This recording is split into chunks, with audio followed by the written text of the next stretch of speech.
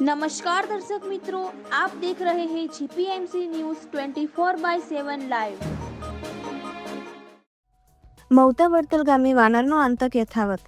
વાનરે બચકા ભરતા 2 વ્યક્તિઓને ઈજા પહોંચી।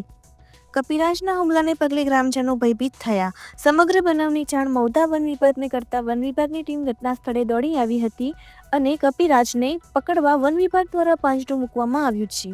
Reporter Sanjay Chunara, Kheda, GPMC news 24/7 live, મૌતા। જી બેન, આપનો પરિચય? હું Manisha Vaghela, M A Vaghela, range forest officer, Mahudha range.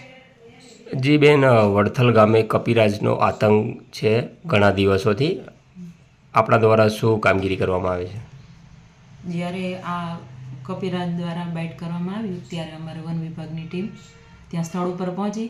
સ્થળ ઉપર જે જગ્યાએ આ બનાવ બન્યો છે ત્યાં પિંજરું રાખી ગામના લોકોને પૂછપરછ કરી અને પિંજરું જ્યાં જ્યાં વાનરોનું જે ટોળું હતું ત્યાં રાખી અને વાંદરાને પકડવાની કામગીરી હાથ ધરાયેલ છે। પણ ગામ લોકો તરફથી એવું આઈડેન્ટિફાઈ નથી કરેલું કે આ જ વાંદરાએ બાઇટ કર્યું છે, એટલે જ્યાં જ્યાં એવું લાગે છે ત્યાં અમારા વન વિભાગની ટીમ છે એ પિંજરાઓ ફેરવે છે અને એને પકડવાની કામગીરી હાલ ચાલુ છે।